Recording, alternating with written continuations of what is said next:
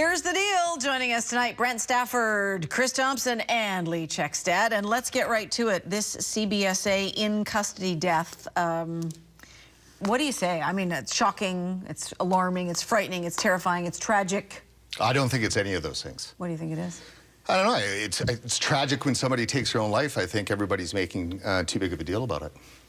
I don't know if it's that everyone's making too big of a deal about it. I think people are just jumping to unwarranted assumptions. Like, we know almost nothing about what actually happened. And it's not unreasonable to think that, for whatever reason, if someone was in Canada illegally, they've already been ordered to be deported. I think a lot of the steps that could and should be followed, i.e. if they got picked up for whatever reason, then they get arrested, and then they get detained, and then they get deported. Like, tell me why. That's the way it's supposed to work. That's the way it's supposed to work, Tell me why, when she died, they did not issue a press release saying, there's been an in-custody death. The woman took her own life. Because this is where all of our curiosity questions stem from. Like we said last night, though, the CBSA has a track record of holding everything close to their chest. And I think that's where the issue is, and that's where they need to be called out on, because they have done this over and over and over again, and maybe they need to change up their policies about exactly when they're going to do this. Of course, when you're looking at the RCMP or local police, there are set processes. They have a responsibility to inform the public about something like this when it's an in-custody death. I don't know about the CBSA, what their responsibilities are and what those policies are. And I don't think that's been covered yet in the reporting, is have they actually failed in terms of following set policy.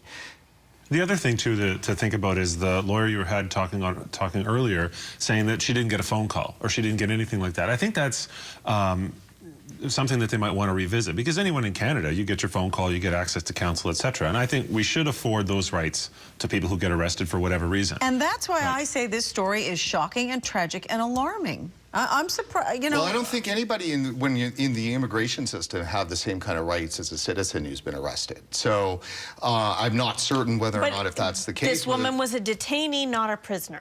Right, she was on her way to being deported. And in most cases, in most border facilities, the U.S. won't let you get a phone call either if you're being detained behind us. So do they have the power to hold you for up to 3 weeks? They generally do. I know that that's without letting you contact anybody? Well, because if you think about it, the point that they're at, they've already had their day in court, they've had their appeal process, and they've had their marching orders, which they've ignored. So have you seen how many times the immigration department in this country goes over and over and over and over cases?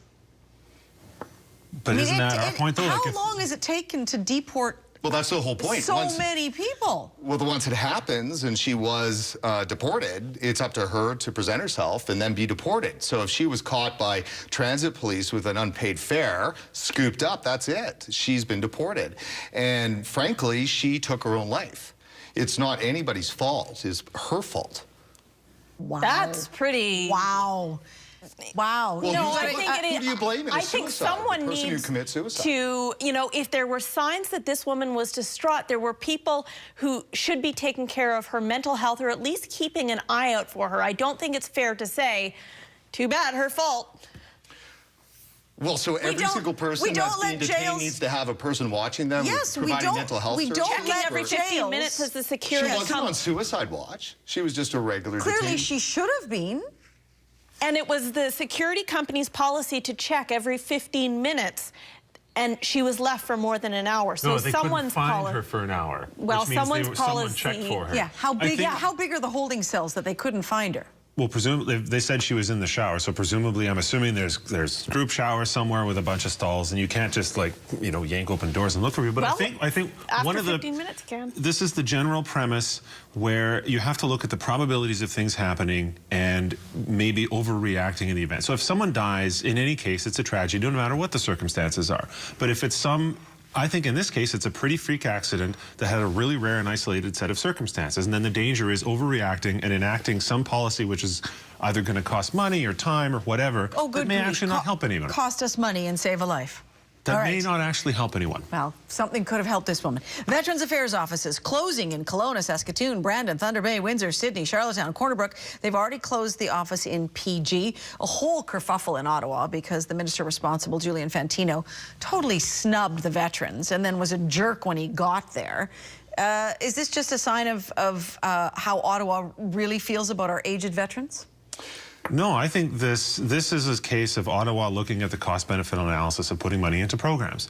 And it's always going to look bad on television if you say, I think we should cut X. And X is a program that veterans use a lot because you can put on the television, you can put old people who are articulate and have lots of medals on there saying, I need this service, I want this or that or the other thing. And it's the government's job to make the best allocation of our tax money that they can.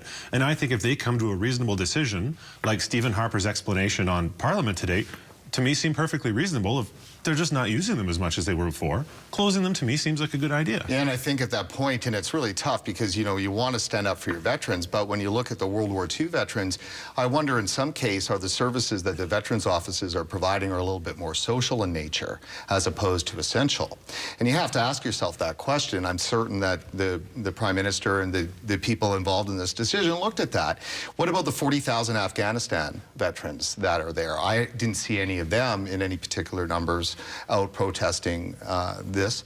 And, you know, frankly, are they going to be able to get the services that they need? Probably because they're more likely to go online. Online, that's right. exactly. But I also think that, like many things we've been talking about lately, this was a PR disaster. I think that the government could have said, we're closing these offices because, you know, we've had 4 people come in here in the last month.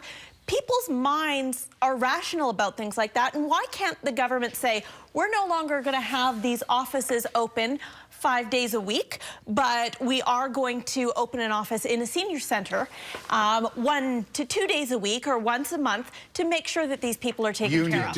Unions are their problem. Did you just say people are rational? I think in this case, if you were to Like, make an argument like that, I think people are reasonable and would understand that maybe 600 offices are too many. So we've hit the nail on the head in both of these stories. Communication is key, people. All right, let's move on to Justin Bieber. You can't even keep a straight face. Well, you know what? This is going to come up in a segment we've got coming up shortly. We're talking about news diet and what people are reading. And so, sure enough, this breaks this afternoon. It's not what I'm interested in, but it's amazing how many people are clicking on the web to find out the latest about Justin Bieber. And I want to let you know, in case you hadn't heard, he now has officially been charged with assault. The allegations go like this. 2:50 a.m. in the morning, 2:50 a.m. 6 people get into a limo from a nightclub. They're going back to a hotel. Justin Bieber is one of those people. He allegedly hit the limo driver in the head. The limo pulls over. The driver calls the cops. The cops are on their way. And Bieber allegedly flees the limo. Chris, do we care? No.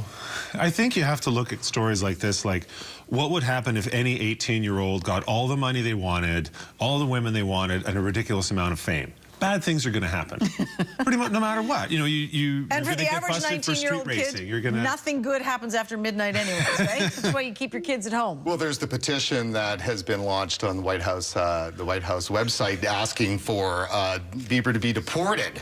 And they say that it's because he's dangerous, reckless, destructive, and drug using. And I thought that was on the job description for singer and celebrity in the United States. Yeah. You know what? I hope they do deport him because I think that it would make the people who are enabling him stop. All those people who are making millions of dollars for him, if that was no longer acceptable behavior, if you were convicted of a crime come in on, Miami, I'm going to give you 2 words, Michael Jackson. That's right. Goes on forever. you know what? Then he's an American forever. citizen, but say, in our country, we don't want this kind of behavior. If you're not a citizen and you behave like this, you're out. We're so upstanding in Canada, aren't we? We're very proper. All righty. Thank you, guys. Brent Stafford, Chris Thompson, and Leigh Kjekstad. We'll see you again soon.